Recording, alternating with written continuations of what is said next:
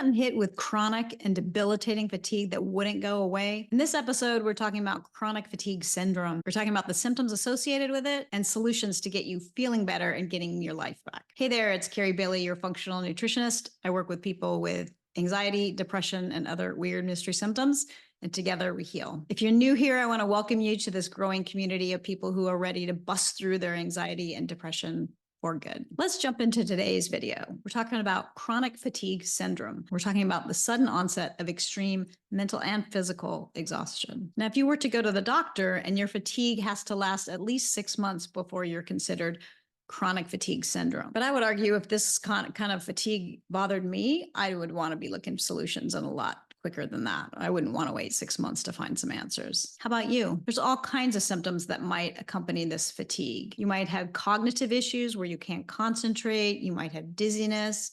You might have mood issues like anxiety and depression. Sometimes people complain of a sore throat, muscle pain, and headaches. And oftentimes there are sleep disturbances associated with this chronic fatigue. The problem with chronic fatigue syndrome is that researchers haven't found a cause. And so far, there are no tests to validate that you have chronic fatigue syndrome. But there are solutions I have found to help people: diet modification, supplements, herbs, and lifestyle modification. In functional medicine, we know that pathogens and/or toxins are at the root cause of all chronic illness. So it's just a matter of what's going on so that we can help you resolve it. There is a common thread that I see among my clients that I want to talk about today, and that is hydration or dehydration, depending on how you look at it. 75% of Americans are chronically dehydrated. Hydration is important for you to help your body move the waste, not only your waste of just breathing and being on Earth as a human, but the toxins that we're exposed to, as well as any kind of pathogens that are in our body. They're going to produce waste too, and we have to be able to eliminate all of that waste. You can't detoxify if you are dehydrated. In order to detoxify, you have to be able to pee, poo, sweat, and breathe, all moisture-producing activities. Every organ in your body needs water in order for it to function properly. The brain is made up mostly of water. There's no way for the brain to store water, so it requires constant water and rehydration on a daily basis. You can think faster and focus more clearly when your brain is hydrated. So the obvious symptoms of dehydration are thirst, dry skin, headaches, dry mouth, and decreased urination. But you may notice some other less obvious symptoms are things like increased mental illness symptoms and constipation. So as I mentioned before, 75% of Americans are chronically dehydrated. Does this surprise you? So your response may be, but Carrie, I drink 8 glasses of water a day. I'm sure I'm fine. Or you might say, I'm peeing like crazy. If I drink any more water, I'm just going to be on the toilet all day. Or you might say, my pee is clear. So it's not bright yellow, it's not golden colored, and so I must be hydrated. So what I like to use is the sponge analogy. So if you take a super dry sponge, completely bone dry sponge, and then you take a sponge that's been wrung out, so it doesn't have any excess water in it, and you put both of those sponges on a spill of water, you'll notice that the one that sucks the water up faster is the one that's slightly damp versus the one that's bone dry. So if any time in your life you've become bone dry, dehydrated, then it's going to take a lot of time in order for you to rehydrate and recondition that sponge, if you will. So this could be affecting you at the cellular level. So it's important that your cells are hydrated, not just that your pee is clear and you're not thirsty and things like that. So you might tell me, I'm going to drink a gallon of water. So drinking a whole gallon of water may not be the answer. If you are deficient in minerals and or glucose, it could be that it could be that the moisture, the water is not getting into the cell. So you'll notice that most electrolytes contain both glucose and other minerals to help hydrate the cell. Let's evaluate some of the hydration thieves that might be in your life right now. Alcohol. So this could be alcohol that you're drinking, beer, wine, things like that. Or this could be alcohol hidden in supplements, in tinctures, and things like that. And so it's important to evaluate all the sources of alcohol that you might be ingesting. Caffeine is another source. This would be caffeine in coffee, tea, or soft drinks, sodas, and things like that. Now, soft drinks can also be dehydrating in themselves because of the contents and the ingredients, where they might not be hydrating you as well as water. Now, if you eat a lot of baked goods, a lot of breads, a lot of cakes, cookies, things like that, you're going to notice that these are dry foods.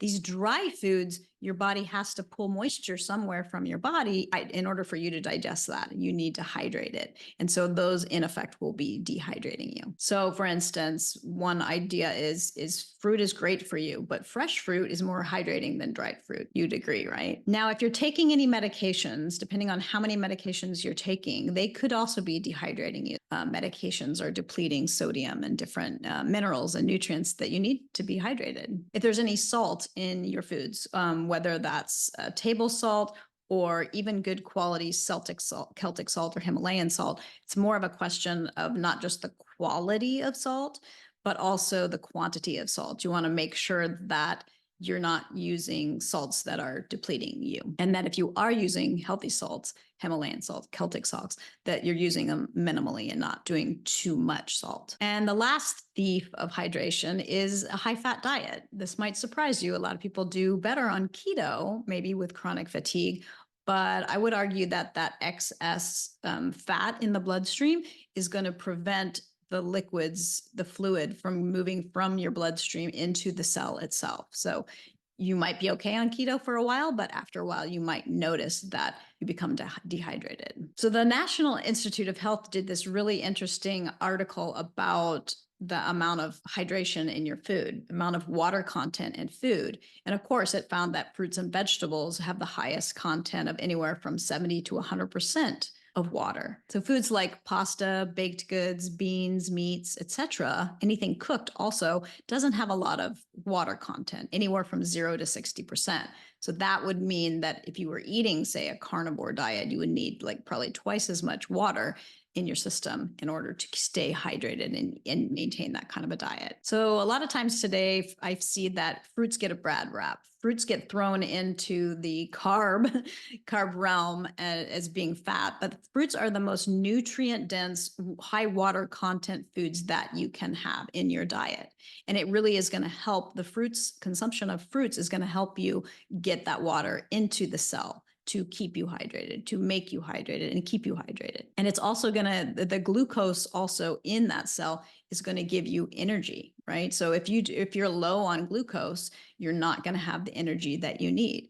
And I know, again, we're trying to like bring in like this on carbs, but carbs really are good for you in the right form, of course. So some of my favorite fruits to bring in are wild blueberries. Wild blueberries help restore the nervous system, and they're also have a lot of high antiviral properties. Bananas are great too. They help you get rid of viruses and bacteria. Raspberries are rich in antioxidants, and they also help remove free radicals from the bloodstream and the organs. And one of my favorite natural electrolytes to use is coconut water. Coconut water has minerals in it, and so it's got that nutrient dense water that you need.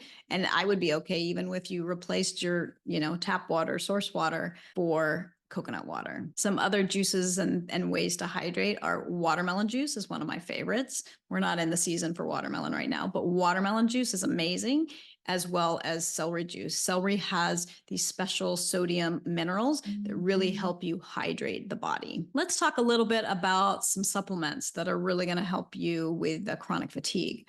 One of my ultimate favorite supplements for energy is B12. B12 is, if I was on a desert island and I could only have one supplement, it would be B12. So B12 is critically important for energy in the body, in order for you to make energy, and in order for you to methylate, after you methylate, you go to the Krebs cycle and make energy. In order for you to do that, you need B12. B12 is the key for me of getting out of my depression. I had needed enough B12 and a lot of B12 to get me out of depression and prevent me from falling into the depression. If you ran out of B12, you would basically die. That's how important of a nutrient it is. If you're struggling with any health issues at all, you're going to need anywhere from 2,500 micrograms or 2.5 milligrams of B12 every single day. It's also important that you use a sublingual form, because B12 is not a nutrient that gets into the cell very easily and gets through your digestive system very easily. So it's important to use a sublingual form. You can use, my favorite is hydroxycobalamin, but you can also use a mix of adenosole and methyl to satisfy your energy needs. And if you're sensitive, I definitely recommend the hydroxy B12 because some people are sensitive to methyls or methylfolate, methylcobalamin.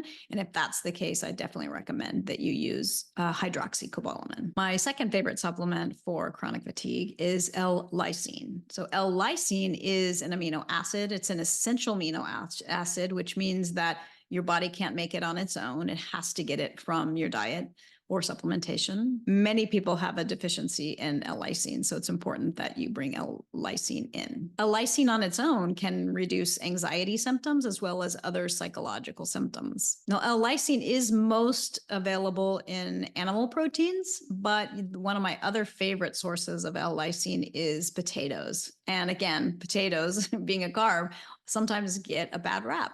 But potatoes are an amazing source of L-lysine. You can also supplement with L-lysine. You can start with a capsule that usually the capsules contain 500 milligrams, and you can take anywhere from 500 to 3,000 milligrams. You might want to, I always recommend start low, go slow. But if you're struggling with fatigue, L-lysine is a great supplement to bring in. And the last supplement I want to talk about is actually an herb, and that's lemon balm. And I talked about lemon balm a little bit last on our adrenal fatigue video. Lemon balm is a great herb to bring in. Lemon balm has both anti-inflammatory and antiviral properties. Lemon balm helps you modulate your mood and cognitive function. Now, this herb is also very powerful. So if you use the whole dose and you have a strong reaction, it could be that because it's a really powerful herb and you might need to start low, go slow. You might need to start with as low of a drop if you bring in a tincture. I love a tincture by Herb Farm, which is a tincture with no alcohol in it. And you can literally put one drop in your mouth and see how you react to it. And you can go all the way up to like 4 dropperfuls. But if you're sensitive to it, and again, it's powerful. So depending on what's going on in your body, you might need to start with 1 drop and titrate literally every day by 1 drop. So I've worked with a lot of clients that are really sensitive, and I literally have to do 1 drop at a time. So we'll put 1 drop and then tomorrow 2 drops and the next day 3 drops. That's how slowly we have to titrate with lemon balm. Are you struggling with chronic fatigue? I'd love to hear about it and be able to support you. Drop a comment below and say hi and tell me what's going on for you. If you enjoyed this video, please give me a thumbs up and consider subscribing. If you've been watching my videos and you're ready for a little bit more support, there's an anxiety depression recovery guide in the link below. You'll receive tips, tricks, and helps to get you started on your journey of recovering from anxiety, depression, and other weird mystery symptoms. Thanks so much for watching. I'll see you next week.